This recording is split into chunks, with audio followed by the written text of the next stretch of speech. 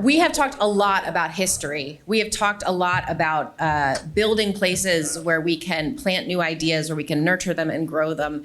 And so our closeout presentation for day 2, I'm so excited to welcome 2 amazing people to the stage who are working with young folks, with young adults, to create empowerment and opportunity, to look at environmental justice and healing in our communities with some really innovative model. So I'd like to welcome up Marvin Hayes, who is the founder and executive director of the Baltimore Compost Collective. He is a seasoned master composter with over 20 years of experience in youth programming and mentorship. Now, together with the Institute for Local Self-Reliance, he founded the Baltimore Compost Collective in 2015. Today, they serve over 300 customers in Baltimore City and process close to 1,500 pounds of organic material every week, to create BCC's Black Gold Compost. Through education and empowerment, BCC envisions a future where composting empowers young people, fosters community, and moves Baltimore closer to zero waste. And then interviewing Marvin today is going to be our wonderful TAY Coordinator, Kris Locus. Kris Locus with Honor of Maryland. They lead our transitional age youth outreach project, where they coordinate high quality training and technical assistance for youth serving organizations, organize young adult peer-to-peer networking, mentorship, and leadership development, and they represent Honor of Maryland young adults and the peer perspective on local, regional, and state level policy and planning initiatives. Kris and Marvin, thank you so much for being with us today. We're so excited for your conversation. Hello, hello. I am so excited to be able to facilitate this conversation. When Katie gave that amazing introduction about the beautiful work that Marvin does, I cannot be more grateful that we're able to sit here and learn from this amazing initiative. So let's go from the top. Can you start by introducing yourself a bit more and talking a bit more about your initiative? Excellent. Greetings, everyone. Would give you sending compost love from Recycle Baltimore, South Baltimore, the amazing Filbert Street Garden, and the Wakanda of South Baltimore. Would like to give greetings to my ancestors. First and foremost, my grandmother. My family grew up here in Chestertown, in Eastern Shore. And as I remember stories from my grandmother, we weren't allowed to be in Ocean City. And now her grandson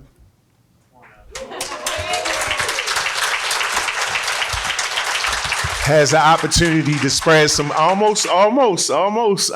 the opportunity to spread some compost love with you guys. First and foremost, would like to thank Jennifer for thinking outside of the box and sending you a bunch of composting love to understand how getting into the garden and making compost and creating soil enhancer for residents that are in a food apartheid, food insecure neighborhood is important, and how it relates to mental health services and how much therapy happens inside of gardens. But before I get started, I have to make a disclaimer. I know you guys, some people I see are wearing their masks. Some people have got the vaccinations of their choice. I am contagious. I have compost fever. Me and my youth have been spreading compost fever throughout Baltimore City through the brand of education. So I am contagious, so wanted to give you that disclaimer before I get started.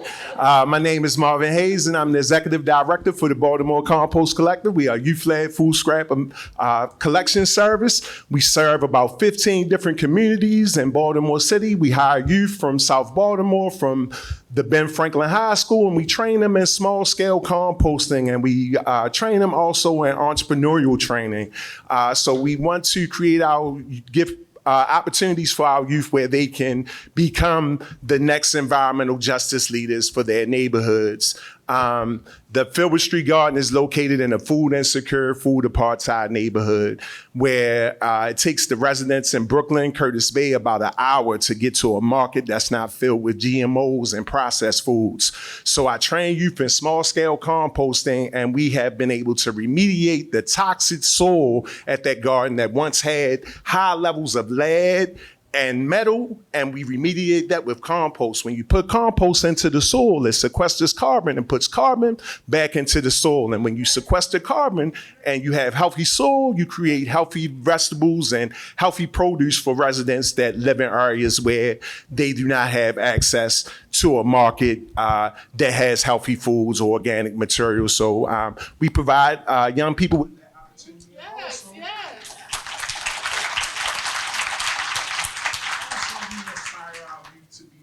Environmental justice leaders. They live in an area that's one of the most toxic areas in Baltimore City, where Baltimore City has one of the highest asthma and cancer rates in the country. In their community is 2 incinerators. One you may know that's located by the Horseshoe Casino that you may have thought it was the Baltimore welcome sign. You might even have called it a cloud maker. But it's an incinerator where 80% of Baltimore City municipal trash can be composted, recycled, or reused, but we're burning the trash. And when you burn trash, it creates high levels of carbon dioxide. When you bury trash in a landfill, it creates high levels of methane gas. So we are educating peers so they can educate their peers about this environmental injustice that's happening in their neighborhoods. Yeah. Wow. I mean, can you see why I was excited? This is just amazing work. And I am so curious to hear more about how you started this journey, like why you chose composting, like what was there for you when you first started? Well, composting chose me.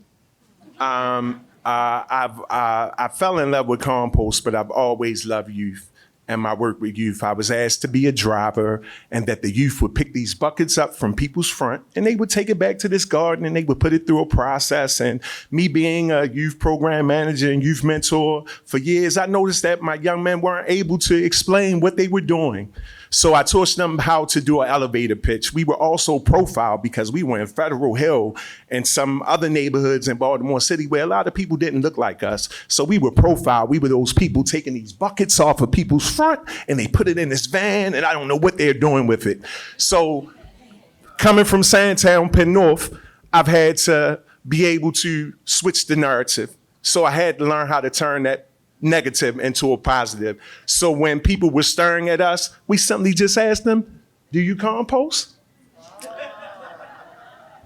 We're a youth-led food scrap collection service serving the amazing Filbert Street Garden where we provide soil enhancer for residents that don't have access to green space. And from there, we started out with 5 customers. Now we have over 400 people supporting our process and we're not dependent on a system because we've created our own system to not be able to not at the point where we can give our youth a living wage, but they have a fair wage. They're not at minimum wage, and we give them the opportunity so they can learn skills and support our youth. Because if we don't support our youth, who are we leaving the next leadership to? They need to be in environments like this where you can put them, may be uncomfortable with them first, but once they get situated and have an opportunity, you're amazing to see them grow. We have to lead by example and provide opportunities for our youth to thrive here in Baltimore City. Mm-hmm. Yeah. Thank you so much. And I'm happy that you started to touch on your work with the youth because that's something that I do. It is the heart of my work, being able to advocate for youth to show up and be present in various systems and be in the rooms. Yes, some of those youth are here today. And so it's like the heart of my work. And so I'm curious about what strategies you have found along the way that have been helpful in like really engaging the youth, helping them stay focused, stay mindful, like what things come up? Yes, this is going to be a different type of interview. I am different. I'm going to bust out into poetry for you right now. We teach our youth to listen, raise their hands and ask for permission instead of encouraging our youth if they see a problem to make a decision and take a position. As adults, we must take time to listen. Today's indomitable youth are impossible to subdue or defeat, but often not brought to the table to make it complete. We make decisions that impact their future, but seldom save them a seat. Words without action are just chitter-chatter. Today's youth took a stand to teach us, regardless to our race or color, that all humans matter. Impossible is the term that the youth before you, youth are the leaders of this food waste movement and must be a part if we want to see any improvements. We must share roles and responsibilities in order to unwrap our youth talents and abilities. Yearn to connect and not correct, and always motivate with respect. Facilitate, do not delegate. These are ways that adult leaders can participate and motivate. Foster collaboration and watch our youth exceed above all expectations. Show youth appreciation in tangible ways, but most important, don't be stuck in your ways. This should be the adult preamble. It is always important to lead by example. Enlighten and empower our youth and give all the youth the tools that they need to succeed, and our success as a human race is guaranteed. Lead on, my youth, lead on. If your ear is within my range, continue to use your imagination and innovation to help create positive social change.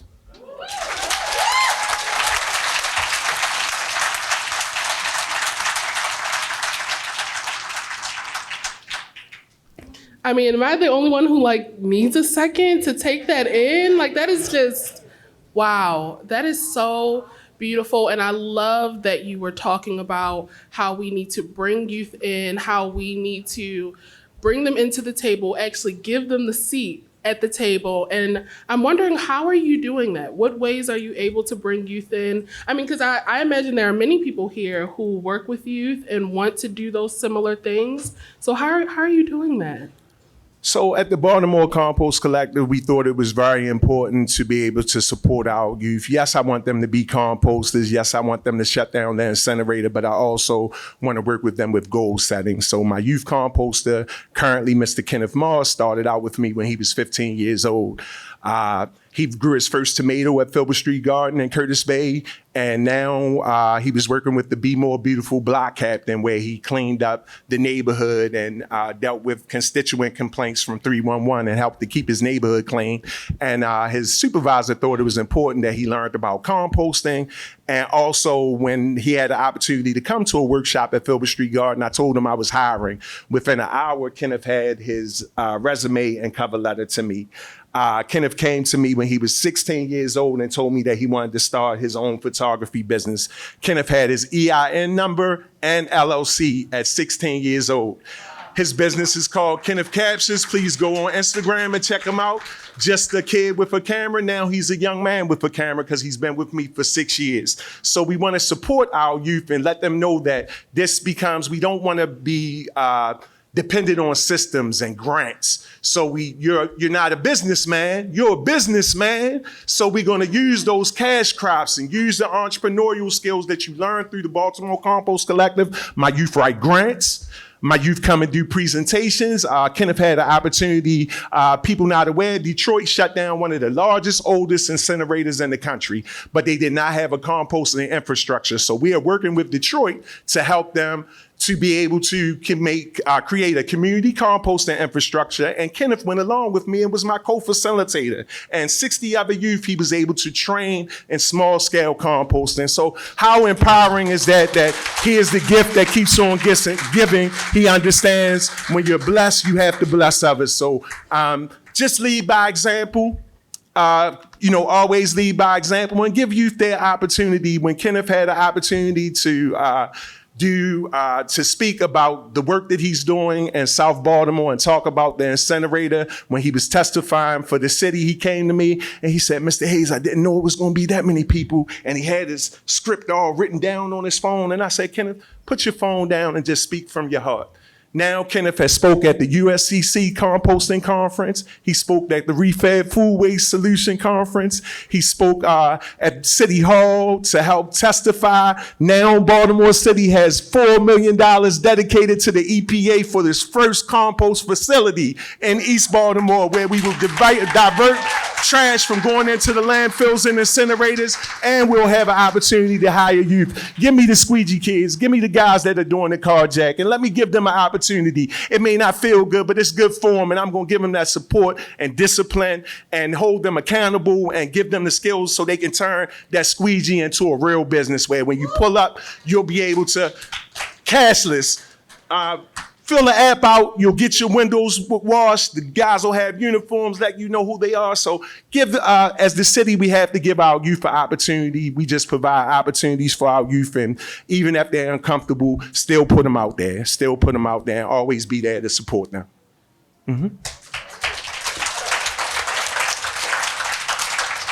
Wow.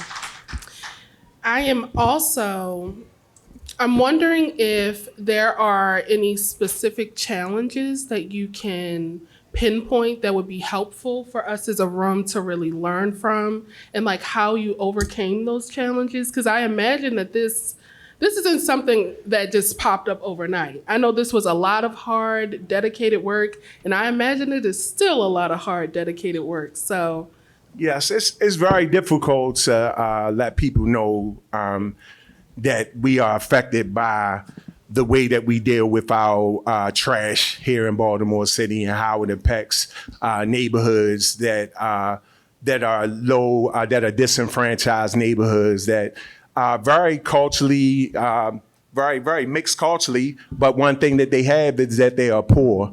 They put these facilities in neighborhoods. It's called greenlining, where they put these toxic institutions. So you'll have the same type of incinerator, landfill in New Jersey. You'll have in Virginia. How many people know that Baltimore County and Howard County trash gets burnt in Baltimore City? Will Howard County and Baltimore County allow Baltimore City to bring that trash and get burnt there?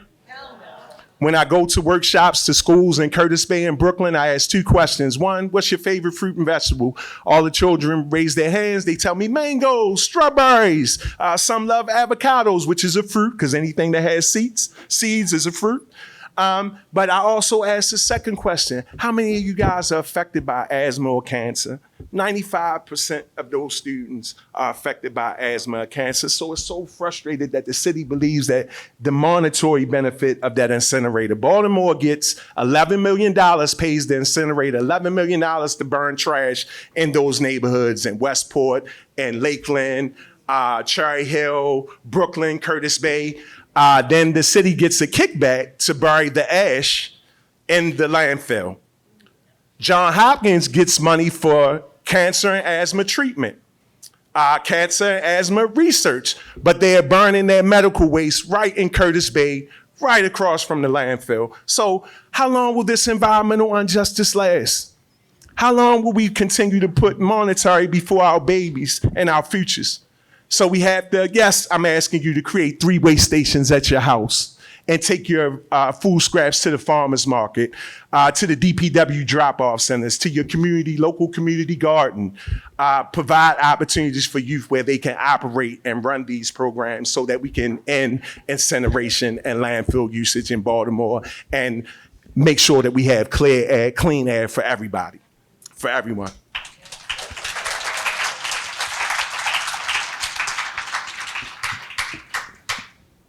can you talk a bit about how partnerships and collaboration show up? Because I know that you are partnered with individuals within the community.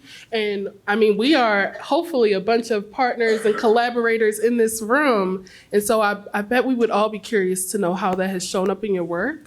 Yes, we are truly a collective. I cannot do this by myself. I think I've heard it echo 1,000 times since I've been here. It takes a village. So I may not have all the skills, but I know how to bring people together. So it's important that you have collab. And for my funders that are in this room, let's promote collaboration instead of competition. Let's make people work together, because together we're so much stronger. We're so much stronger. So we don't need competition. We don't need a grant that 30 people have to fight over $100,000. Let's work and find ways that we can be together and put together great teams where the point is not playing the center and the center is not playing the point, and you have opportunities where you can create development and you can create strong team members and have a great team. I really admire that you brought up this idea of facilitating more collaboration instead of competition, because I think that's something that's very difficult. I know when I was first getting introduced into this peer role, I'm still very new in the peer role. That was one of the things that was the hardest for me, how siloed things felt and how much work I had to do in trying to get my name out there and bringing people together. And it's hard work, but I agree with you that it's stronger when we all come together. So I appreciate that you're doing that. And is there any specific collaborations that have been really helpful? Yeah, so the Office of Sustainability and DPW have caught compost fever. So now you can drop off your organic material like your coffee grinds, your food and vegetable scraps, your coffee filters, your tea bags, your garden trimmings. You can drop those off at any of the DPW sites in Baltimore City. You can also drop your compost off at the Waverly Farmers Market and Jones Falls Expressway, where those scraps go to Paul, the hog farm, where we've been doing composting. So that creates that circle. The hogs eat the scraps.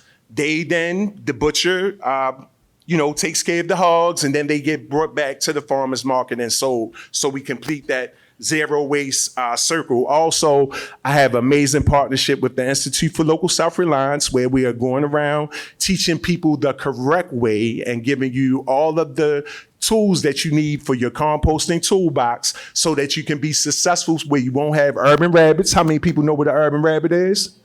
It's a Baltimore City rat, and you won't have any odors. So we're working with DPW. If you go to the DPW Grow Center, you can receive an enclosed green garden vessel composting system and give you the best practices for your home composting needs. We don't want any outsourced composting in Baltimore City because we don't want urban rabbits. Composting can help us stop having a rat problem and Baltimore's mascot being the rat, because it would eliminate those materials from going into the trash. 85% of Baltimore City municipal trash can be composted, recycled, or reused. So great partnerships with Baltimore City schools, bringing in over 3,000 youth to educate them about composting and make vermiculture worm bins.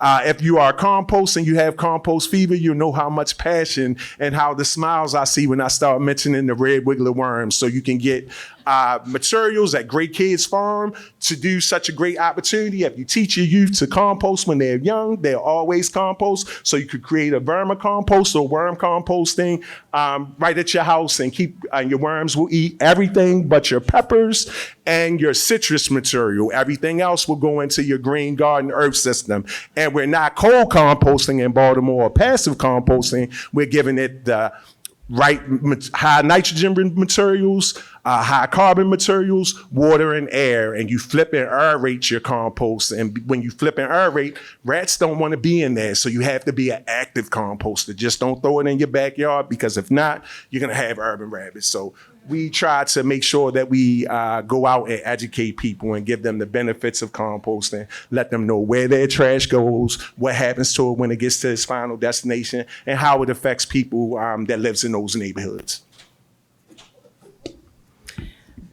I would be remiss if I didn't bring up the poetry, right? I mean, we gotta talk about the role of poetry, how it has shown up for you. And I also want to give you the space if there's any other type of poetry that you want to share, whatever you would like to talk about. Without a doubt, my spoken word has gave me an opportunity to deal with my mental health issues. As a Black man, I don't feel heard a lot. And it gives me an opportunity and gives me a platform to be able to educate and edutain and teach people about composting. And everything is real. All the bad things that happen in my life help create these poetry to help it make better for somebody else. So just sharing my story, we have lost our land, but I am the setback is a setup for a comeback king.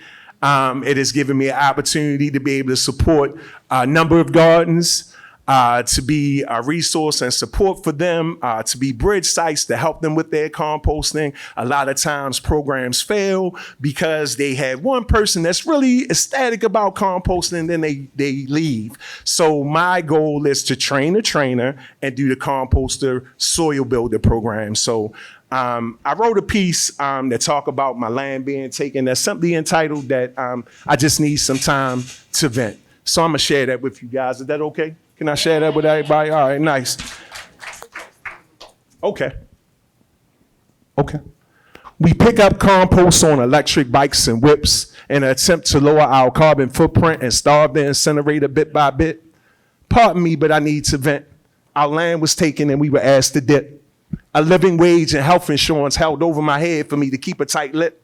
When people are gossiping and whitewashing, those are some of the things that they skip. Decisions made by people who don't even live in the same zip. When you stand up against injustice, the label of angry black person is what you get. Blackballed because I said burning trash and organic material in the neighborhood is unfit. Where our asthma and cancer rate are higher than the cost of New York City rent. Where our community leaders take money and awards from the incinerator for their own benefit, and you're supposed to be silent and not mention it. False charges filed against me, but you know they had to acquit. One thing about the truth, it can't be bitten. Marvin and Kenny are tenacious, so you know we won't quit. We'll gorilla some land and compost till we get a permit. Ownership this time, no adopt a lot, no rent.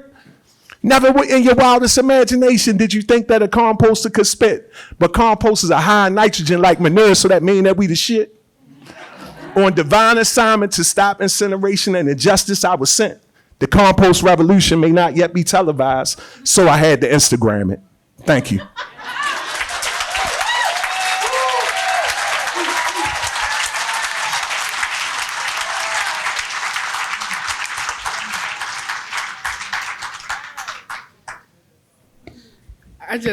I'm like, wow,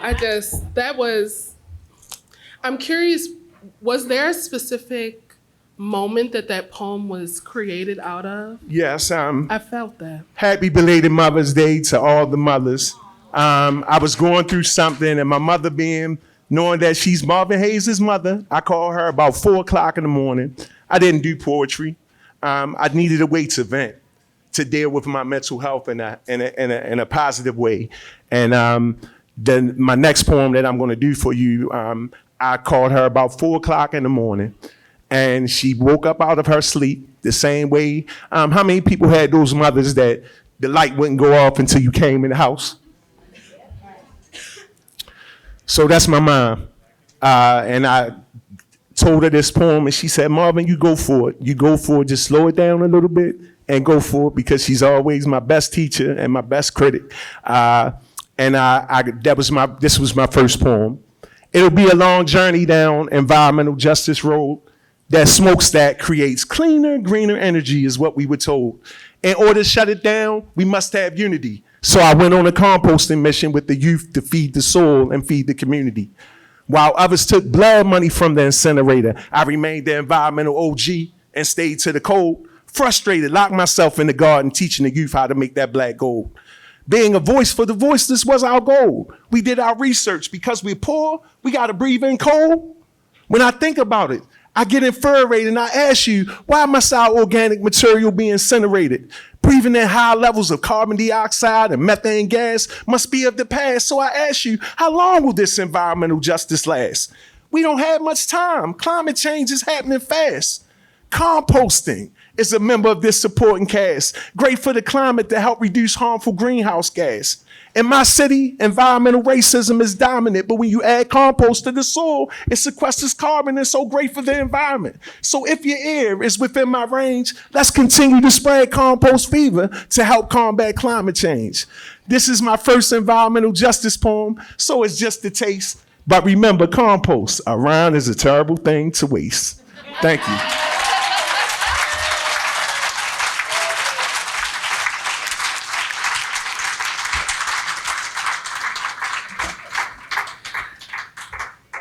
I am so sad to say that we are coming up towards the end of this conversation. I know we could all just listen to this beautiful person talk on and on about the amazing work that you do. And I mean that from a true place. And I'm so grateful that you have been able to share this amazing initiative with us. And is there any advice or something that you would like to leave with folks that are in this room? Yeah, so it's two things. Guys, don't use a cookie cutter approach when it comes to youth. That's why our school system is failing. Give them opportunities and give your clients opportunity to come outside and dig your hand in some compost and play with some red wiggler worms and the other microorganisms that are in. It is therapy, guys. I live in Penn North. I live in the biggest open air drug market in Baltimore City. But when I get to go to the garden and work with youth and macerate that compost and flip those piles and teach them how they can make a difference, even if it's just 1,500 pounds, we know that's a penny in the big source of all the Baltimore City waste, but to let them know that you can make a difference. And our young people can't be what they can't see. So they see me as a farmer, a composter, a beekeeper. So provide those opportunities for your clients to get out. It is so therapeutic to grow, to put a seed in the ground, to add water to that. And once you taste a tomato that you grow yourself, you'll never want a store-bought tomato or okra or any of those things. We got to go back. Everybody has been composting. How many grandmothers had eggshells in their flower pots when they were coming up? So they were composting. How many grandmothers from the Eastern Shore put the crab shells in the garden and made fish hydrosafe, fish fertilizer? So we have to support our youth. So the next thing I want for you guys to do is make a 3 waste station at your house, one for your recycling, one for your compost, and one for your waste. And I want for everybody to repeat after me. Compost. Learn so you don't have to burn. Starve the incinerator. Feed the soil. And feed the community.